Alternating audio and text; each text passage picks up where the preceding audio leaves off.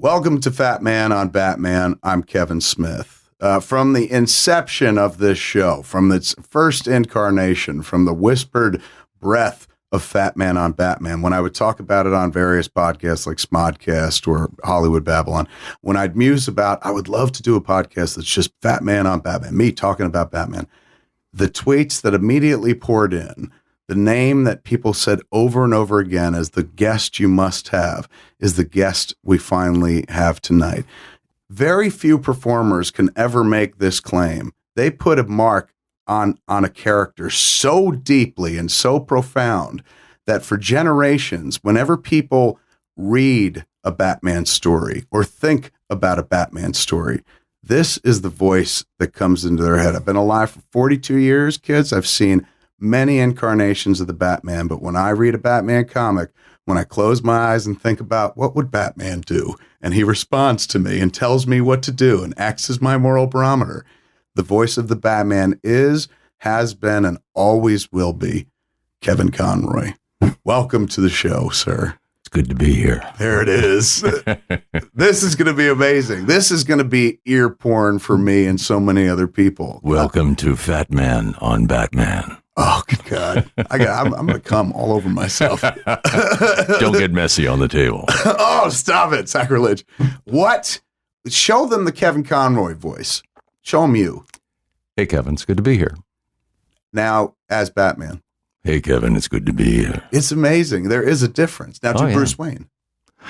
Well, that changed over time. Really? The original episodes, actors always like to complicate things. Right. They like to, make things fun, for the actor. You got to make it interesting. And make it interesting for yourself. And I thought, wouldn't it be interesting that Bruce Wayne is the most important guy in Gotham City. He's the wealthiest guy. He's the bachelor of the city. He's the man.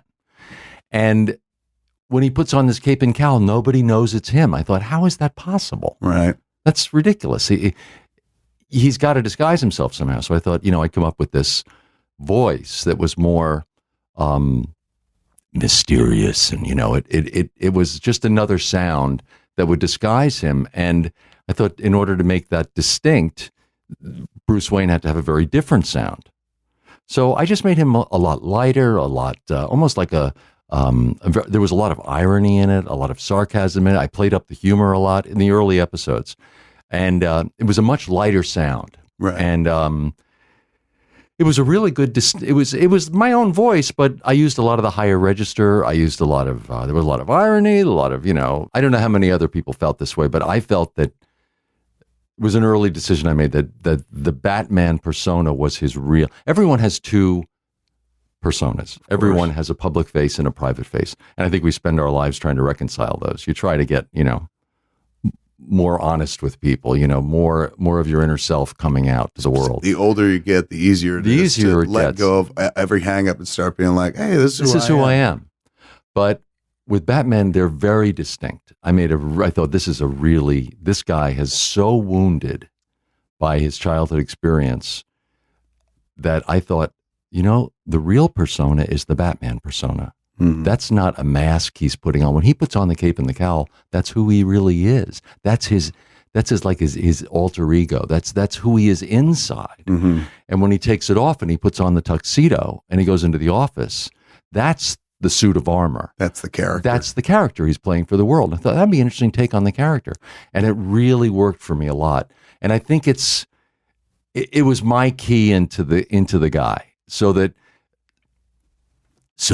sound became the heart. It became the guts. Right. It became the passion of the character. Do you know that? And then that sort of, lighter, more fun, more sarcasm guy, that's like, that's the bullshit. That's the mask. That's the mask. That's the party guy. That's the playboy. When you commit to the Batman voice, do you think, like, how far ahead are you thinking? Like, hey, man, one day they're going to ask me to emote.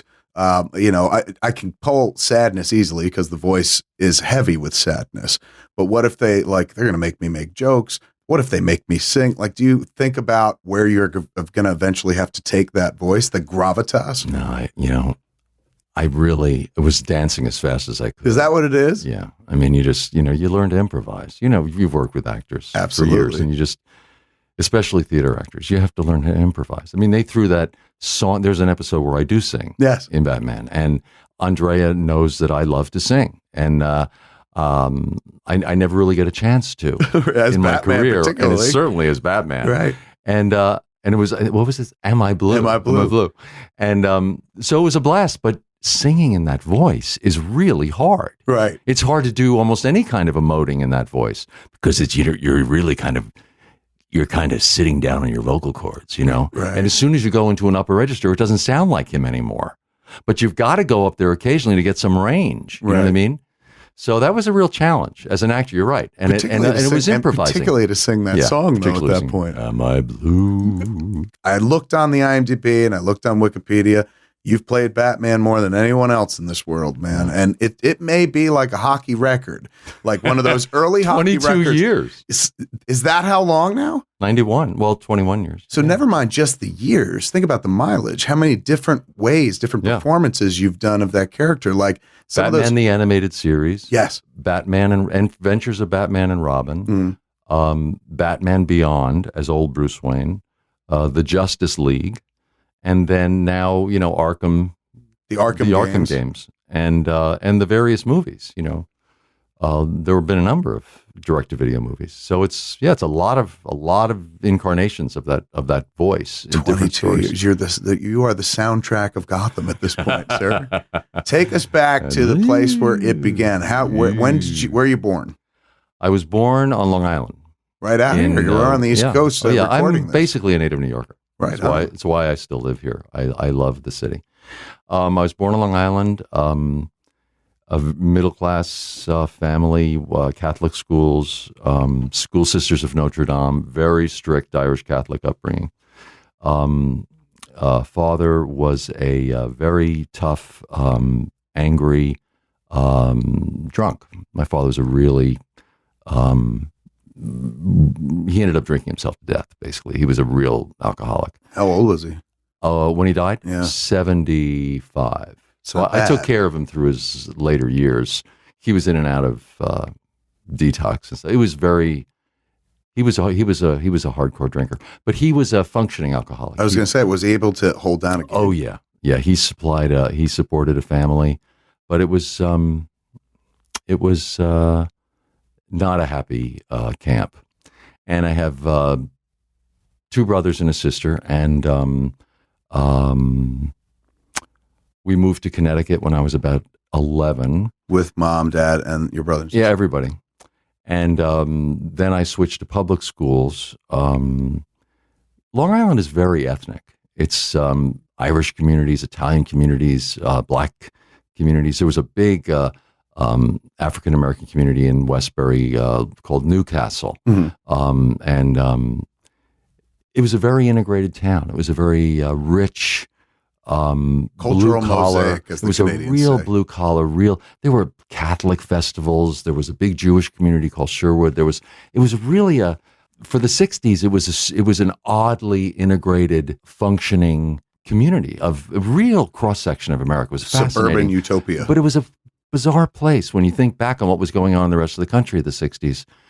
And then the year we moved to Connecticut, which was 67, Westbury blew up, and there were the Westbury riots, and the high school had riots, and I mean, the town just fell apart. So we literally, that was brewing just as we were leaving. And we moved to Connecticut, and then my family basically disintegrated. How? My father drinking got out of control. My mother started drinking a great deal. She started really drinking badly, and there was a lot of problems in the family. So I'm the youngest by far. My oldest brother's 8 years older than me, and they were all off at college. And so I moved in with friends when I was 16 so I could finish high school. I don't want to go into all kind of particulars, but the police were very familiar with our family. Get out of here. Let me put it that way. Oh, you're breaking my heart, dude. This is like Bruce Wayne sad. No. Well, I relate to what Bruce Wayne went through. Anyway, in many ways, it was a typical American kind of tragedy family. I mean, it happens a lot. Yeah. mental illness, suicide attempts, alcoholism, lots of that, all that stuff. And so when I was 16, I moved in with friends. I finished high school early because I was really anxious to get out of there. And Were you smart? Were you a bright kid? I was a really smart kid, yeah. And I don't know what happened to that because, believe me, I'm an idiot now. I was really bright, though, when I was little. Book smart, and, street dumb. Really, so street dumb. You have no idea. It's a miracle I'm still alive. It's a miracle. Says the guy who just walked here through Manhattan. I'm still alive. It's incredible. So I got a scholarship to go to Juilliard, and I moved into New York, and I got my first apartment when I was 17, and I never moved back. Juilliard to do what? To study acting. Really? I studied with John Houseman, and I was Houseman's last class there. He was a teacher. No, he was running the school. He never actually taught there. But, my dance teacher was Anna Sokolow. I mean, my roommate was Robin Williams. He was in my class. And Kelsey Grammer was in my class. It was group 6. It was kind of the most successful famous class ever? It was kind of a famous really? class, yeah. Other than group 1. Group 1 had Patti LuPone, Kevin Kline, David Stiers. I mean, there was a great class there. And then group 6 had Robin Williams, Kelsey Grammer, Franny Conroy. Do you know the actress Franny Conroy? She's a wonderful actress. She's on. She was the mother on 6 Feet Under. Oh, okay, yeah, she's a fantastic actress. You know why I don't know her? Frances Conroy. Frances Conroy. That's why I was like, Franny. You're very familiar with her. Sorry, yeah. And how did you get into it? How did you even get into acting in the midst of all the drama at home? Do you just start going like, you know what? It's better to make pretend. I stayed after school as much as I could. And there was a drama teacher who I had a really hard time adjusting from Catholic school to public school, really hard, because my father was born in 1910. Okay. He grew up in the Depression in Manhattan, in an Irish slum. My mother was born in 1920, so they were like having grandparents. Right. They were much, much older. They were old for their age. Were old. The oldest 30-year-olds you've ever met. Oh, yeah. So, and my father was in his late 40s when I was born. So, I mean, they were older parents, and we didn't have, we didn't have comic books. Everyone always says, didn't you read Batman as a kid? No, I never even, my first exposure to Batman was as Adam West in the sort of campy TV series. You didn't have to read it. You lived Batman, sir. That is what I'm hearing. Good heavens, the tragedy. No, it wasn't tragic. I had a happy childhood. It was just, how do you balance the baggage? How is it possible to? I got lucky. I know a lot of people who grew up kids of alcoholics. My parents didn't seem interested in liquor at all. That's great. So is it easy to, not easy, but how does one manage to have a happy childhood while they're suffering through alcohol addiction? You find escape, basically. You create your own world. And I did it through the theater. And just found this in this high school in Westport when we moved to Connecticut. I'd never been to a play. I had never read a play. And this local English teacher assigned us to read, what was it? Julius Caesar. And I'd never read Shakespeare. And I just got it. Right. It just spoke to me. Exactly. And she wanted people to talk about it. And I just went on and on and on and on and on. And I'd never talked about anything because I was the quiet kid in the back of the room because I didn't fit in. I was the geek. I did not fit in. I was still in Catholic school in my head. And suddenly I'm surrounded by all these crazy public school kids who are talking back to the teachers. And I'm waiting for the clicker to go to tell us when we can kneel. You know what I mean? I was still in this You're still like Ecum Spiritu 220. Exactly. You're talking in Latin. Is there any Latin? Where's the backwards Where's priest? the Latin? All right. And these cats are wearing Rolling Stones t-shirts, smoking cigarettes. In Connecticut, in Westport, Connecticut. I mean, they're driving cars to school. You know, what kind of hellish future world is this? I'm riding up on my bicycle, literally. And so I just didn't fit in. And suddenly she saw something in me. She said, "You get this?" I said, "I love this." And she said, "Well, come and audition for the school play." And it was Spoon River anthology, which, every school does. And within a year, I was playing the leads in all the plays. And I'd never been on a stage before, but it just felt right. It felt so right. Right. I was so happy there. And if you're excelling that fast, then you had natural ability. I just loved it. And so I had auditioned for Juilliard when I was 17. Now, Juilliard, getting into Juilliard's about as easy as getting into. It's not it's easy crazy. at all. It's crazy. How many hoops do you have to go through? Thousands. They see thousands of people, and our class had about 30 people in it. And also to complicate things, I knew I was going to have to get a full scholarship because I was leaving home. Right. I mean, I wasn't getting any support from anybody. So I got a job in a mailroom in Manhattan the summer that I was 17. And I was one of the guys who pushes those carts through the streets, it was a private delivery that was inner office. Right. And this is the first time you're living in Manhattan? I was still commuting from Westport then. It was before I actually moved in, but I needed to save money to get an apartment. Right. And so I was doing that, and I saved a lot of money. And then while I was there, I auditioned for Juilliard at the mailroom. And the guys would see me preparing my audition material. And all these guys, the other guys who worked there, were all young fathers, immigrant kids, living in the Bronx and Brooklyn who had babies, and they were going home to babies and wives. And here's this 17-year-old kid, coming in from Connecticut on the train to save money to try and get out of the insane house he's living in, and working on plays and to audition for Juilliard. And they all know I'm going to go to Juilliard, and they're like, "You're never going to get into Juilliard, you crazy man! You're going to get into Juilliard. That's Juilliard. You're not going to go to Juilliard." You just sounded like Batman Weldon. That was amazing. So they started calling me Shakespeare. Hey, Shakespeare, what you working on today, Shakespeare? So because you had to do a classical piece and you had to do a contemporary. Is that how I never would audition? Well, anything. Juilliard, then you had to. I'm assuming any acting school you have to. They always want a classical piece and a contemporary piece. Is it terrifying to put yourself out there to be judged by others? I would never have even tried for it because of that alone. I'm like, I can't. Rejection would kill me. Do you know what's wild? I think when you're that age and you have no alternative, it's like, what else am I going to do? Yeah. I was so unquestioning about it. I got to do this. Mm-hmm. I got to do this to get out of this house. I got to get into New York to get out of this insanity. And the only ticket out of here is going to be Juilliard. Right. And to make it harder, they're going to have to pay for it.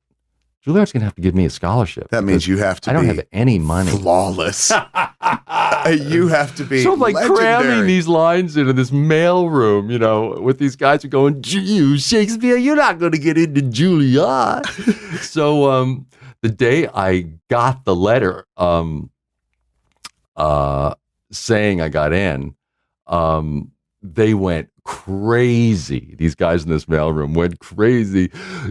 It was like the end of Working Girl. One of us made it. What kind of language can I use on this thing? As much as you want. Foul language? Oh, fuck yes. Because they started chanting, "Julie fucking Yard! Julie fucking Yard! Shakespeare got into Julie fucking Yard!"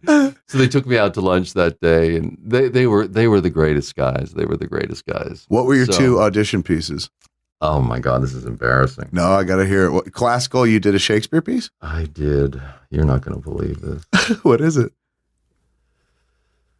Oh my God, I was such an idiot. I did a piece from Camus, Caligula. Okay. You went very obscure. I wanted to pick something that I thought no one else had ever done before. John Houseman said, "Well, this is one of the most bizarre pieces we've ever heard." It was horrible. Oh, no. That was my contemporary piece. I did Romeo. That one happy speech he has in Verona when he wakes up and he thinks that Juliet's going to be joining him at the end of the play before he hears that she's been killed. And it's like, it's just, a burst of juvenile joy. Right. And I was 16, 17, so it was a perfect thing. It rang And I'm true. like on the stage at Juilliard, and I just went crazy with that thing. And John told me after, he said, "That's what got you into this school, not that ridiculous piece of Camus you did." He said that moment we saw of Romeo, of that honest moment of just joy. You transcended he said, "You performance. looked so."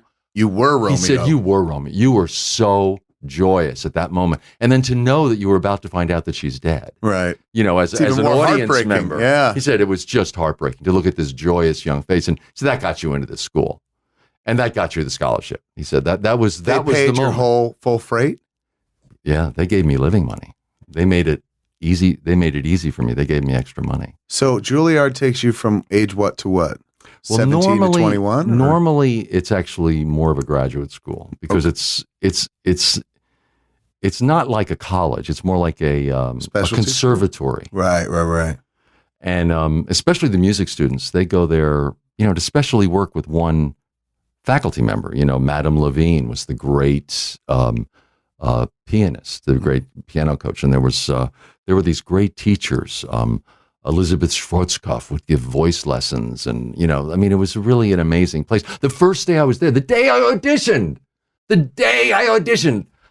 I wasn't in the school yet. I'm in the elevator going up, and this short guy with a pockmarked face and incredible shoulders and physique comes running into the elevator and stands next to me, and everyone gets really quiet. And I thought, and he just had such presence. And I just didn't say anything. I thought, who is this guy? And the elevator opens, and he whisks out in this really grand way down this hallway, and someone goes, that was Nureyev.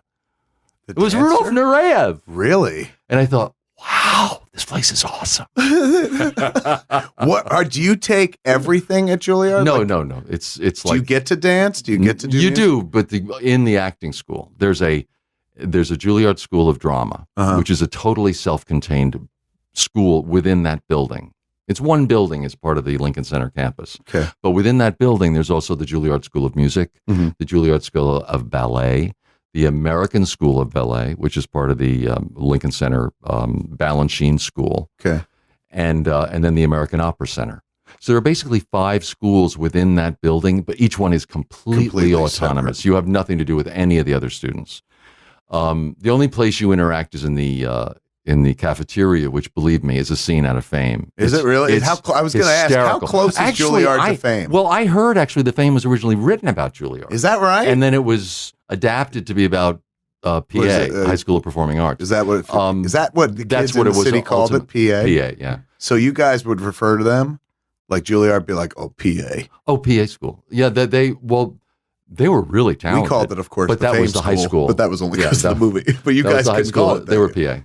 But now I think they're. I think it's LaGuardia. That's right. That's what it's now. But then it was on 46th Street in a big old building, and it was called PA, Performing Arts.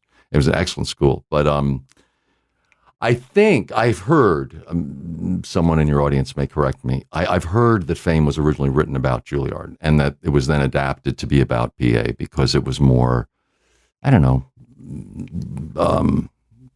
it was considered more accessible, or it wasn't as elitist. Right. Juilliard's viewed as being pretty elitist. Yeah, when you think of Juilliard, you think of art snobs, man. But the acting school wasn't like that at all. They stressed classes. If you had Robin Williams, how could it be art snobby? It wasn't. It was everything. Robin was there, and Chris Reeve was there at the same time. It was an amazing time to be there. Wait a second. Yeah, Superman. And Batman went to school together? We weren't in the same class. You went to the same school. He was a few years older than me, but we were there at the same time, yeah. That's so Justice League. It's nuts. Who else went to the school? Who were the kids who went ahead of you where you were like, wow, this is the nicest guy in the world. Was he really? Oh, anyone who knew him will tell you he was a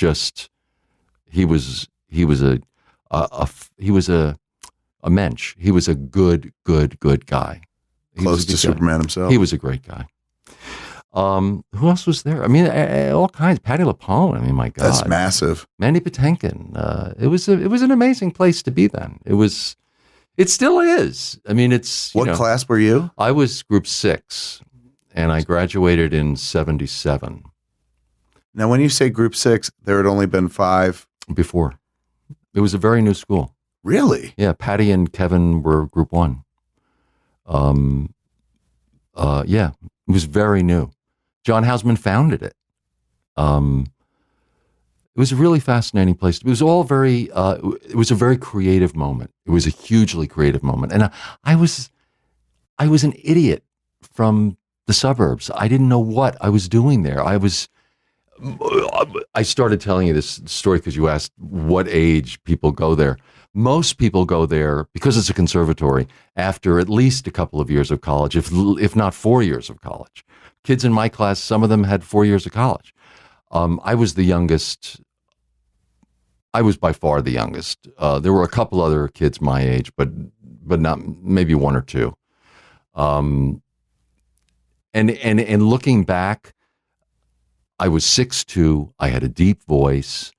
I was very serious about what I wanted to do. And I had to get out of that house. I had to come into New York. So I had no choice. And I kind of pushed my way in there. Looking back on it, I realized how incredibly unprepared I was to really take advantage of the education that they were offering there. I was still learning how to be a person. Let alone like, I mean? Hey man, I could take classes to become an actor. Oh, you were I didn't know how to do anything. I didn't know how to do anything. I mean, I didn't know how to do my laundry. I was dancing as fast as I could. I was learning as fast as I could how to do stuff. Only thing I was good at was cleaning up after drunks. That's what I was really good at. Really, not much call for that. And there was no call for that. Right. So I had to learn. I mean, you learn quickly when you have to learn. Yeah. And my roommates were very tolerant and I think impatient with me at the same time. They were old. Robin was much older. Robin was like 4 or 5 years older than me, and another roommate, Richard Levine, who's a very good television writer now.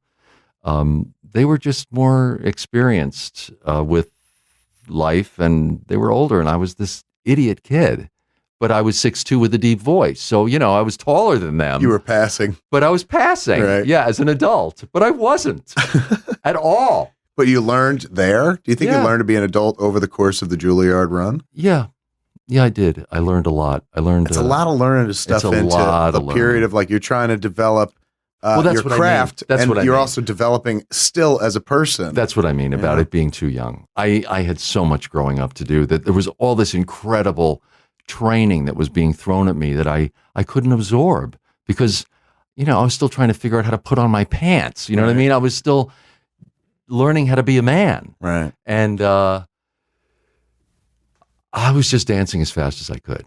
How many years were you there? 4. I lasted all 4 years. And is there, at the end of 4, they're like, I'm sorry, there's nothing left. You go out now and do your art. Well, there's a group called the Acting Company, which they formed with the first group that graduated Juilliard, which graduated 2 years before I went there, because I was in group 6. So the first graduating class was 2 years earlier. Was so good. It was Kevin Kline, it was Patti LuPone, it was an actor named Norman Snow, Mary Jo Negro. There were these wonderful actors, David Ogden Stiers. Basically no Broadway in the late 70s and early 80s without this class. It was incredible. Yeah. John decided, Houseman, let's keep them together. And they did a production of The Robber Bridegroom, which then moved to Broadway. They did incredible productions of Three Sisters and Vanya. And they kept them together in a group called the Acting Company, and they toured nationally. Lots of colleges. They did residencies in bigger cities like Washington or San Francisco, and they did a old traditional theatrical bus and truck with this class. And it became traditional. Each year, they would invite a few people from a graduating class to go into the Acting Company to take over for people who had left. Really? So I was like one of the graduate people, program. It was like the graduate program. Exactly. So I was one of the people lucky enough to be asked to go in. John asked me, and I wanted so much to play Edgar in King Lear, which he was going to direct, and I got it. I got the role, and I worked with John Houseman in the Acting Company, and Alan Schneider. He directed a production of Mother Courage. These are amazing, Let me ask you, what does a theater actor do?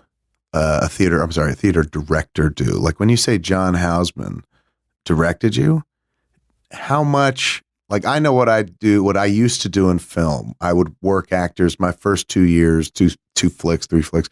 I'd work actors like puppets, because there was no trust and no money. So I was like, look, the quickest point from A to C is just tell you what's missing here. Right. So I give a lot of line readings before I even knew what the term meant. Right. Shannon Doherty on Mallrats goes, I said, just say it like this. And I said how to say it. She goes, did you just give me a line reading? Right. And I was like, is that what it's called? I had no idea that it had a name, but yes, I guess. And then as you grow older or more mature in your craft, you start going, you know what? I'm probably going to get better results out of seeing like what they do and what they bring to it. And so I started pulling back, the less is more thing. I found the less I did, the better the performances got. But I've never directed theater. So what does a theater director do? And this is a second part to the question as just a theater nerd who doesn't know enough. When someone directs the first run of the play, they don't stay with it every night, do they? No. They mount it and leave. So how? It sounds sexy. What is the? So he loves him and leaves him. They mount it and they leave. In the Batman voice. Baby. What is the? How do you? He just stays or she just stays for as long as the rehearsal time would be 4 or 6 months, I imagine. Rehearsal? How long does it take? 3 or 4 weeks. That's it to mount a production? Yeah. Oh, yeah. Are you kidding? I assumed with something that goes and tours or something like that, they're like, we got to get this right, man. Like you practice. 4 weeks is a luxury. Is it really? Now they try to do 3 weeks. Yeah, they got to start making money. That's all, downtime, rehearsal time. Yeah, that's why the movie business, people like movie business, like we can make a lot more money in a lot longer time or shorter time or something like that compared to theater. But so what does the director do? For 4 weeks, how intrusive are they? There's a table reading. Okay. Much like when you do film or television, there's a table reading. Okay. Where you work through the script. That, though, will last much longer than it will in television or film. It'll last a number of days, if not a week. You can be at the table where you're really working through dissecting the script and the character relationships and stuff like that. It really depends on the director. Some directors like to get it on its feet as early as possible. I've been with directors who want to get on their feet, after day 3. You're on your feet, working, struggling through the script. And are you all taking notes as a group? So you're sitting there talking about your character. Can other people interject, or is it just the director and or the writer? It really should all go through the director. When actors interject for other actors, there's a protocol. It's protocol. Yeah. You are stepping on toes, and actors cannot direct actors. It's just a rule, or shouldn't. Right. They do sometimes, but it creates problems because there's egos involved, and everyone wants to find it on their own. Everyone wants to find it on their own. And if you don't find it on your own, it's never really part of you, which is why a lot of people don't like being given line readings by directors, which is why Shannon Doherty, because you can give someone a line reading and they can imitate you. Right. But they will always be just imitating you, and there'll be a hollowness to it. It'll be a parrot. Whereas if they find it on their own, they've gone through the internal process of discovering what that line really means and arriving at it themselves. Because acting isn't about posing and about saying lines a certain way and moving from one mark to another. Bad acting is. That's bad acting. You know what I mean? You've just described every picture I made from 1994 to about last year. No, but believe me, a lot of what comes out of Hollywood, I just described a lot of what comes out. But what is it if it's not good posturing? Acting is going at it from the inside. You say something a certain way because you're thinking a certain way. I always like to make the analogy of you're not memorizing the lines, you're memorizing the heartbeats. You're memorizing the breaths and the heart of the character. And when that heart starts to race, the line starts to race, but it's only because the heart is racing. It's only because of what's going on in your head.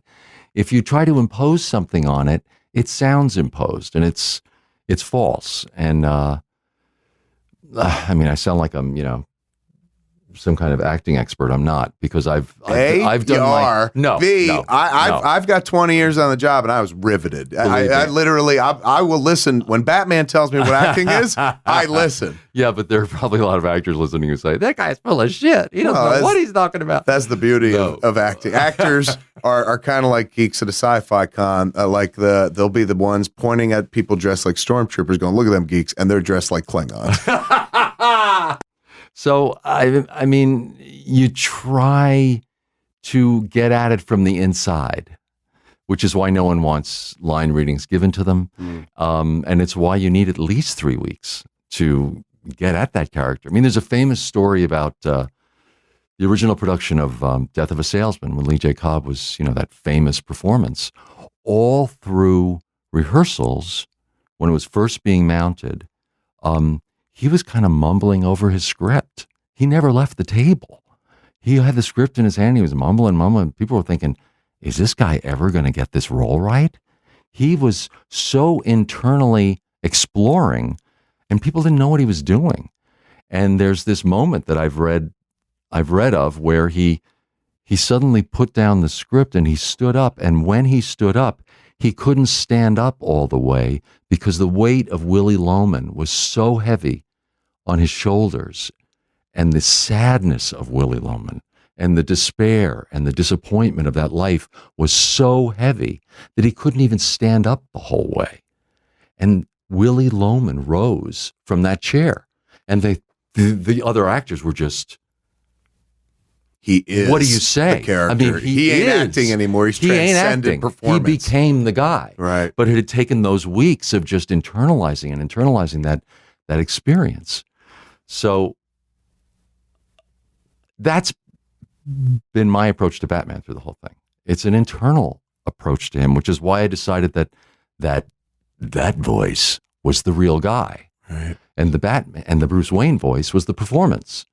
You finished Juilliard. I finished Juilliard. I did the acting company. You did Lear. I did Lear. Directed by Houseman. Yeah, well, how cool was that? I mean, come on. And you've referenced him a few times. He's an acting icon, performance icon. Yeah. What was he like as a person? Of course, there are some of us who only know him as, this is the guy from Paper Chase. Yeah. Well, he was also the guy who created the Mercury Theater of the Air, and he discovered Orson Welles. Yes. I mean, you want to hear about American theater history, read about John Houseman. Was he just like basically an acting junkie? Like he just loved performance? When he wasn't acting himself, he seemed to encourage or foster performance. He didn't start acting until he was Paper Chase. He'd never acted. Is that right? He was a producer. He was an impresario. In fact, if you read about his background, he's such a complicated guy. He comes off as this, very, very proper kind of British, almost, very theatrical and British and everything. He came from Eastern Europe. He was a refugee from, I think, Romanian or a Hungarian Jewish family who he moved to South America to run the family's import-export company, and so he avoided the horrors of the concentration camps and everything.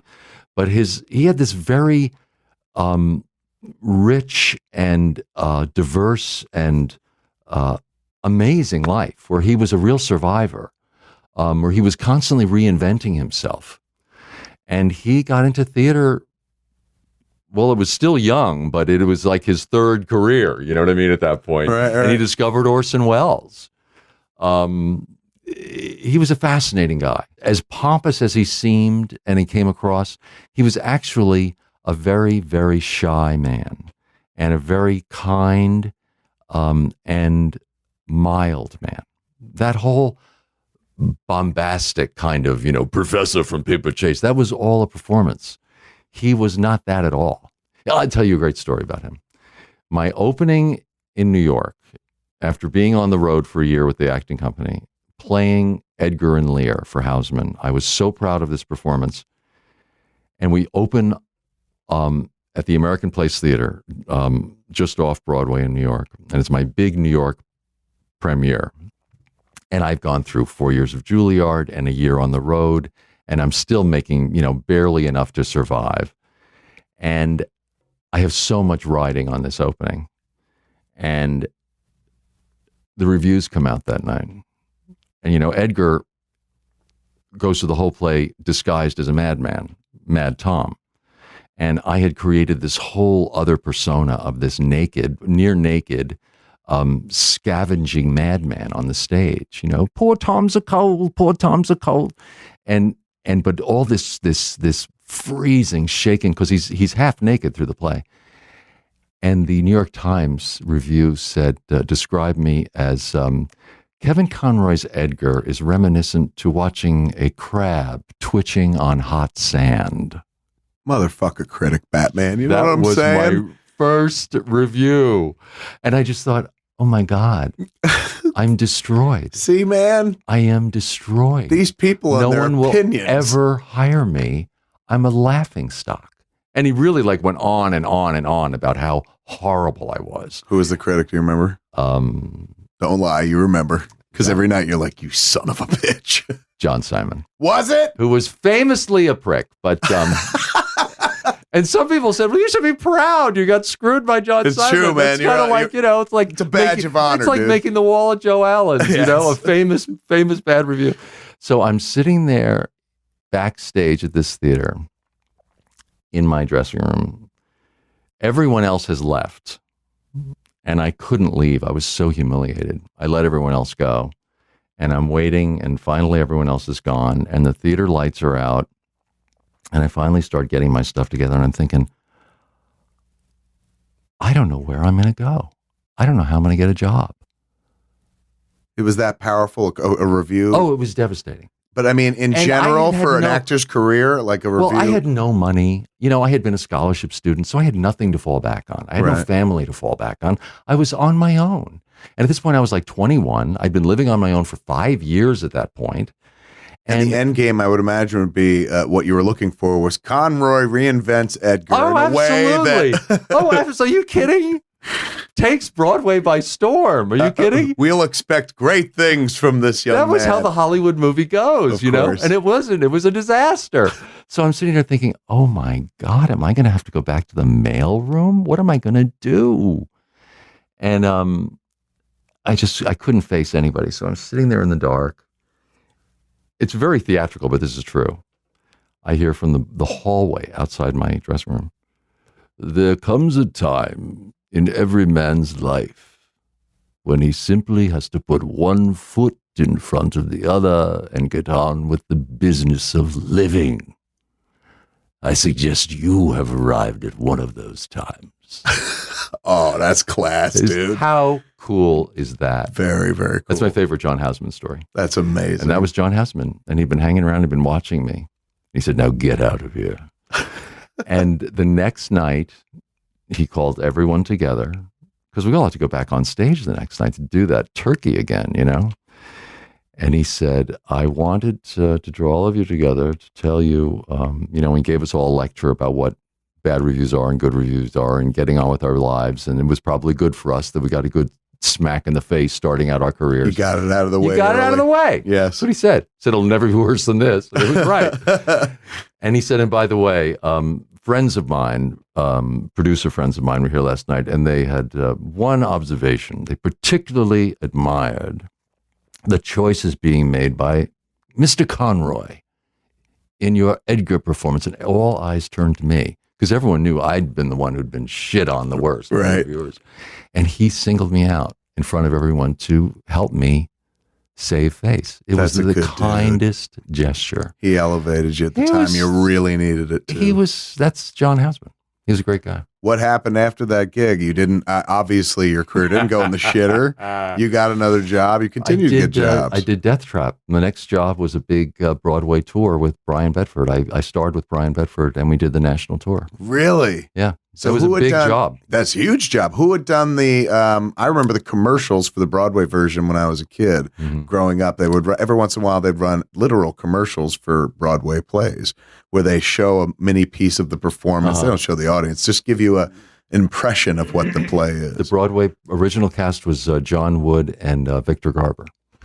And then the national tour Jesus himself from Godspell. Exactly, from Godspell, exactly.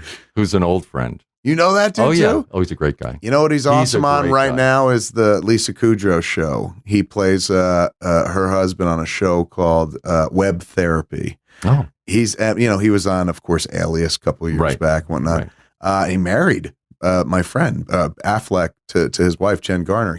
I think it was Victor was the guy who was the officiant over the ceremony. He does marriages. He did theirs. I don't know. Clergy. I guess he got ordained enough to perform their marriage. But I'm a huge Godspell nut. So he's a great whenever guy. I think of him, I think of Godspell. Yeah, he was the original. Yeah, in Godspell, and he did the Broadway production. I did the national tour, and that ran for a year. And that takes you everywhere? Takes you everywhere. You do a month in major cities. It's Where'd a major you do tour. Did you come out to Los Angeles? Yeah, did L.A. Pantages or something? Yeah, the like Pantages. That? And what year? No, the Huntington Hartford. Whoa, nice. Remember the Huntington Hartford? Yes. What year are we talking about here? 80. Right. 79, 80. 79, 80. And the Kennedy Center was a big opening. And Brian Bedford is, he's one of the best theater actors in the business. And I came in, and it was my big first commercial job. And I came in and I was like, it's like everything I'd learned at Juilliard went out the window because I was just like acting. I'm going to show you how good I am. I'm going to be so fucking good. You're going to just up your trick bag. You're like, look at this. And he's just staring at me, and he goes, he's British. He goes, now, Mr. Conroy, I want you to try something. I want you to listen to me when I speak my lines. Then I want you to think for a moment, and then I want you to answer as naturally as you can with your line. Do you think you can do that? And I thought, oh my God, this guy just cut off my balls in front of this entire theater. He's giving me acting 101. I said, yeah, I can try. I thought, what a prick. And you're playing in that play. Are you playing the young playwright? Yeah, it's the old playwright, young playwright. Playwright. And he taught me how to, I learned as much from Brian in that year as I did in Juilliard in 4 years. It was really trial by fire. It was learning on stage every night with him. Even by the end of the run? Oh, yeah. Oh, really? Yeah. Because one of the last places we performed was at the Kennedy Center. And he's famously, he's a brilliant actor. And there's really few as good as him, but he's also very irascible and difficult. He can be very difficult. And he was angry at me at one point when we were opening at the Kennedy Center. And, there are these long speeches you have to give in Death Trap where, because there's one playwright sort of scheming against the other playwright. And each one finds the script the other one is working on. And you have these long speeches you have to give where you're reading the script saying, oh, I see, you've been writing, and you read the whole thing. And you're, stealing my stuff and the other. And so there are these long expository speeches you have to give, which are, you're basically reading what the audience has already seen because It's a play within a play. And they're very hard to get through because the audience has seen this stuff already and you're reading about it. So you're trying to do it as interestingly as possible to keep everyone's attention. Because reading on a fucking stage in front of an audience. There's nothing as boring. Well, it's almost the antithesis of theater performance because It's like, hey, get that book out of your hands. Exactly. So I was doing it first. And he decided that he was going to be a prick.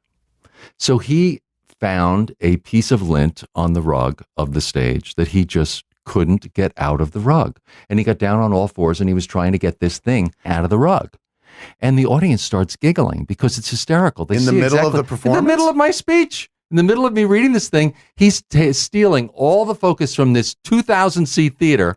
The opening night at the Kennedy Center, which is a state event. Right. People are there in black tie. Right. And he's got everyone in the theater looking at him, trying to get this thing out of the rug, which they start laughing, they're giggling, they're mumbling, and I'm trying to get that. I'm getting louder and louder and more and more. It's just trying to get through my lines, and he wouldn't look at me. We finally get through that scene, and the next scene happens, and he finds my script that I've been working on. Your character in the play. And he's got to do the same thing. Right. He's got to get through this reading expository, long speech, reading what the audience has already seen. So I turn around, and there's this big bookcase behind me, and I'm looking for something in the bookcase, and I just can't find it. I'm pulling books out, and I'm looking, and he's trying to get my attention. He's getting louder and louder, and I won't turn around. The audience knows exactly what I'm doing. I'm giving him back exactly what he gave me, and they are going crazy, and he is hating it. So he takes the script, and he comes to hit me in the head with it to force me to turn around just as I'm turning around from the books. And the rivet in the script grazes my eye and hits me across the face. So I think this guy has just attacked me. Yeah. So I go across this desk to get his neck, and he throws the script down on the ground to get my neck. And we hear the stage manager from the wings, Murray Gitling, go, this is a great line. He goes, gentlemen, it's the theater.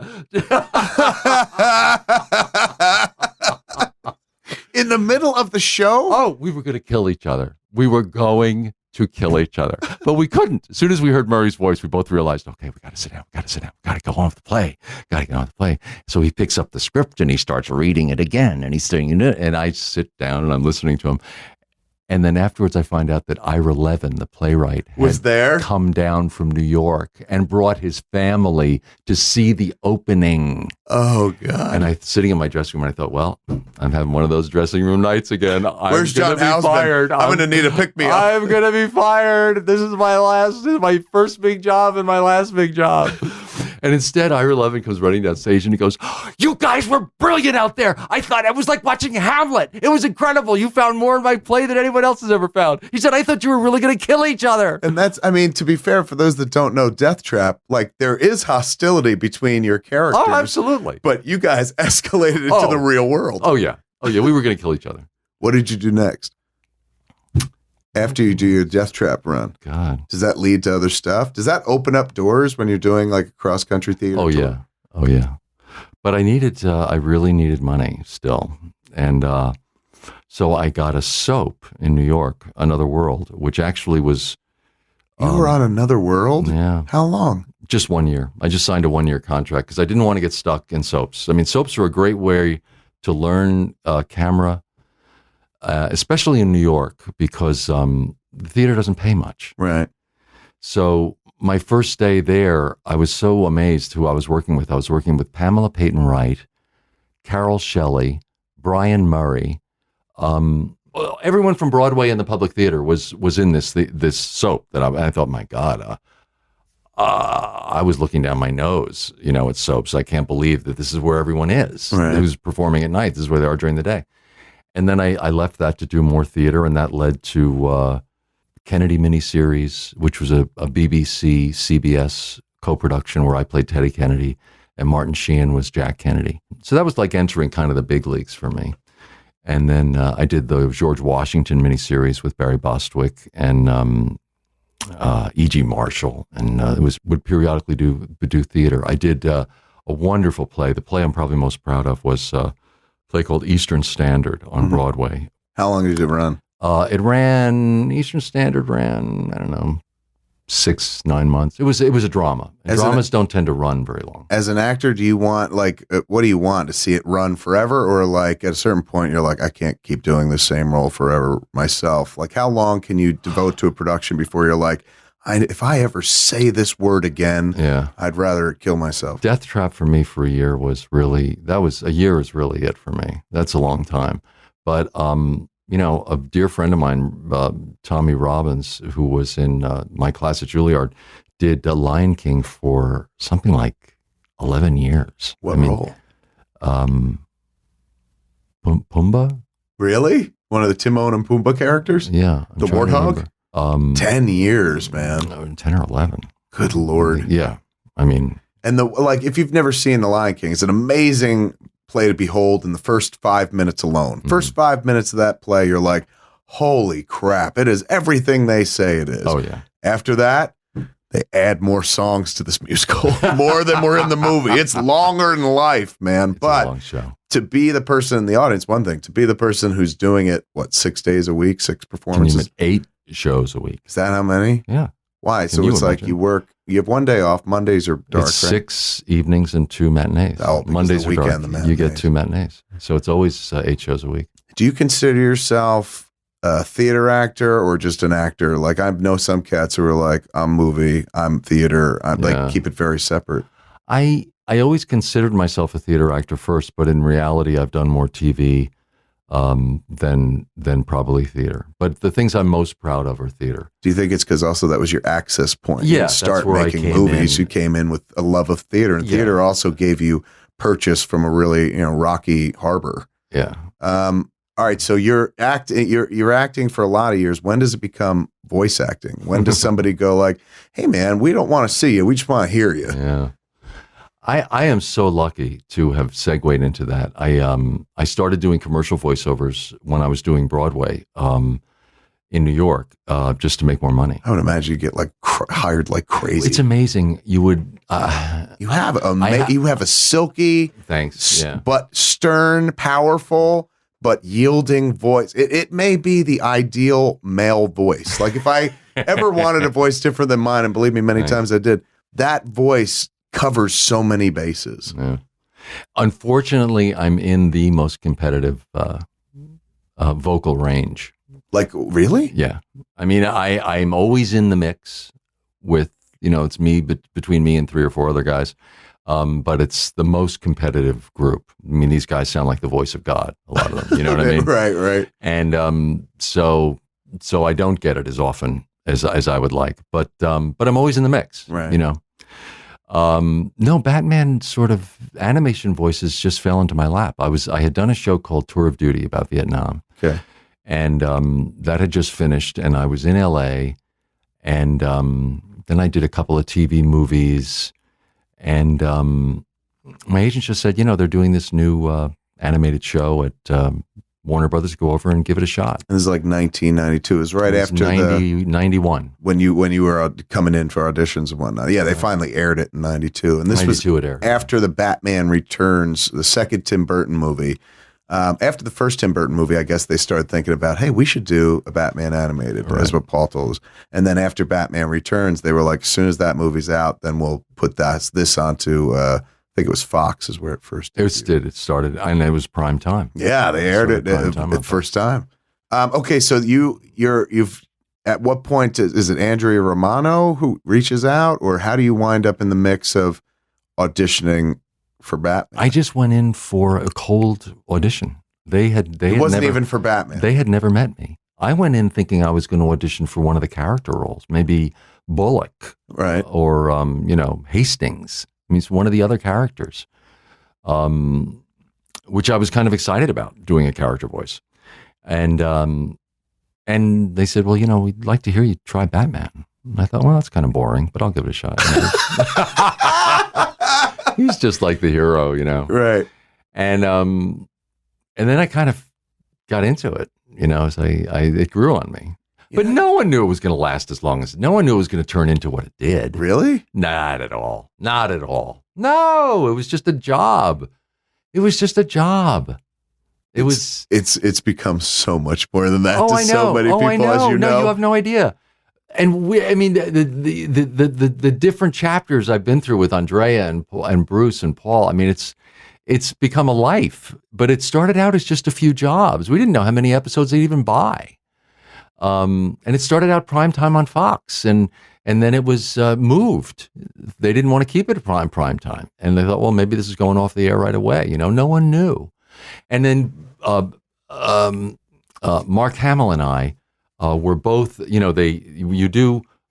The recordings are done first. Mm-hmm. Not a lot of people realize that, and it's done like a radio play. And then they paint to the recordings. They create the cells to the recordings, and then when they sync it up, there's a process called ADR where you go in the booth.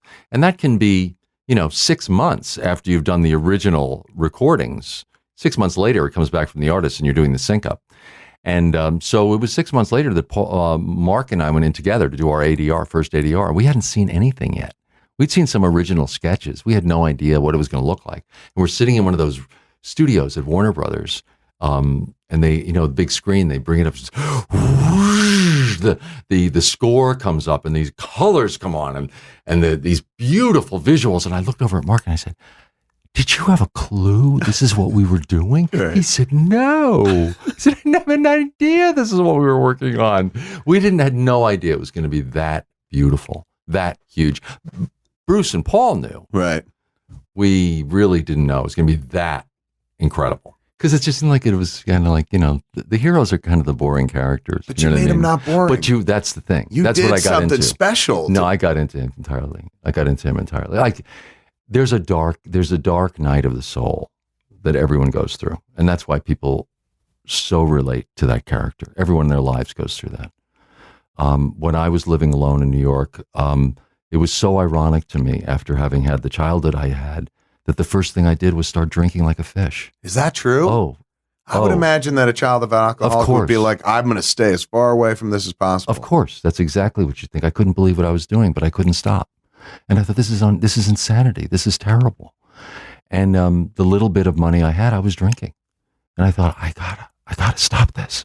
And on my 21st birthday, I just went cold. I just stopped. I thought, I cannot do this with my life.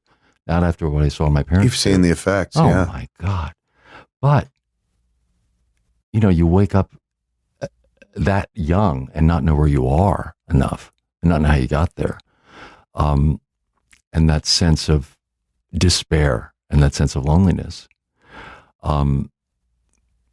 You can change your habits, but you don't forget that journey or that emotional journey.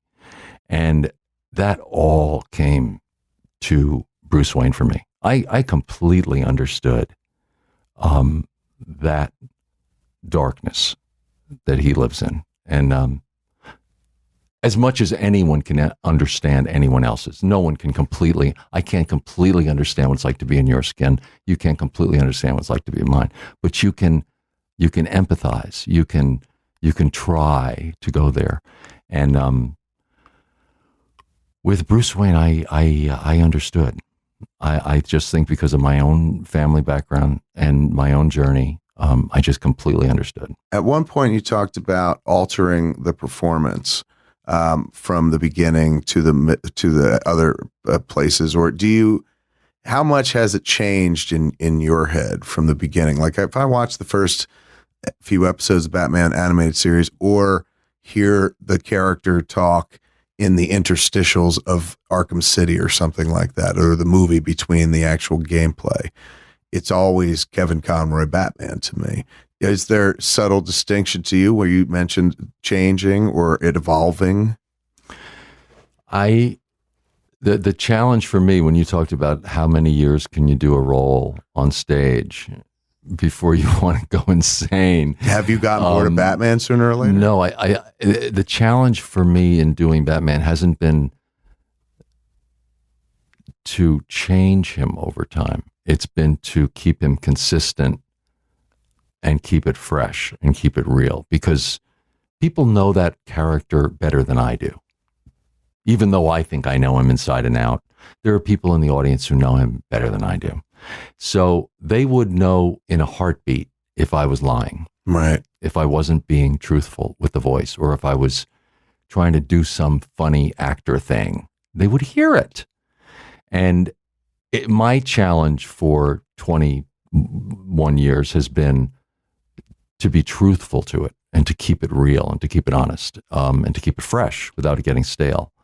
So there hasn't been a lot of variance. It's been, the challenge for me has been keeping it consistent without it getting stale or boring. You've made me cry with that performance. There's an episode, I think maybe it was a Justice League, where the Royal Flush Gang, you will not remember this, but I'll remind you, the Royal Flush Gang is being controlled by a character called Ace, who is a little girl, and you're sent in by Amanda Waller to terminate a child who is unmaking the world. This is the only way they can stop what's happening, is this kid has to go. But she's like an all-powerful kid, like one of those Twilight Zone kids who's too powerful for their own good. And so she can also read minds and whatnot. And you come in and have this lovely little conversation with her. I might roll tears talking about it. About, she's like, you've come here to kill me. And you're like, yes. And she's like, but you won't. I already know that you won't. And she's afraid of dying. And so you say that you'll sit there with her. And the two of you sitting on the swings. The performance beyond those words, I've watched that clip a zillion times. that performance made me comfortable with my eventual own death. That's how good of an actor you are. Oh, wow. I mean, it makes sense that you were trained at Juilliard because you can bring such emotional weight to a fucking cartoon. Why else do it? Yeah. Other people have even played Batman over the last 22 years, but they always come back to you. You are Batman. You know, and at one point I called Mark the People's Joker. You're beyond the People's Joker. You are Batman for life. Oh, thank you. Does that bum you out, or are you just like, man, I'd rather have been King Lear for life or some other performance? No, Batman it's such an iconic character. It's definitely been a trip. Let me ask you this, and this might be a touchy subject, but did your parents ever come see you perform eventually? They were never very proud of what I did. When I opened on Broadway in Eastern Standard, it was a very important opening. And my father was dead by then. My mother said, oh, well, I'd have to take the train in from Connecticut, and then I'd have to take a cab from Grand Central to the theater. And you know how hard it is to get a cab in Manhattan. And then after the show, what would I do? Would it be 10:30 or 11? I'd have to get a cab to get back. I said, Mom, it's my Broadway opening. I'll have a car waiting for you. I want you to be there. Because I knew that in the future, she would hate herself. Because she was a wonderful mother. But they just didn't get it, what I was doing. They just didn't get it. And she came backstage that night after we opened, and there were, limousines out front. It was a Broadway opening. There were limousines out front, and my dressing room was full of bouquets of flowers and telegrams from people from all over the country. And it was a huge, successful opening. And she walked into the dressing room. She said, all these flowers and all these people, and there's nothing from your mother. I said, well, you're here, and that's all that matters. And I wanted you to be here. And she started to cry because she realized that she hadn't gotten it until that moment. But then she got it. I became a huge fan, I imagine. Look at all these flowers. People like you, man. You're good at this. What did she say about your actual performance? She was very proud. She was very proud. I got you here, so I'm going to ask you to do me a real powerful favor. Sure. In the voice of the Batman, of course. Yeah. I need you to give me lots of affirmation. I'll tell you specifically the things I'm asking for, and you could say, Kevin, you're doing a good job in life. And that way, whenever I'm sad, I'll just listen to Batman telling me like you're on the right path and crap like that. Are you ready? Oh, yeah. Okay. Tell me I was right to do what I did with Red State at Sundance. Kevin, you were right to do what you did with Red State at Sundance. And don't let anyone tell you weren't. Thank you, Batman. Okay, let me do another one. Kevin, even though you lost your father, I lost my parents. They know that they still love us. You lost your father, and I lost my parents. And you know that they still love us. This is fantastic. You could do this for a living. Batman as therapist. Oh my God. The amount of comfort you would give people. I would pay through the nose just to have Batman tell me like, you're unfailingly correct. You are unfailingly correct. You are the best director and artist in the world. That one was a freebie. I didn't even ask for that, kids. Batman just told me the truth. Kevin Conroy, you are amazing. I'm if I'm ever standing behind a camera again, I'm putting you in something because fuck, do you love performance? That would be cool. I love it. I love anyone that loves acting, and it's way clear how much you love acting.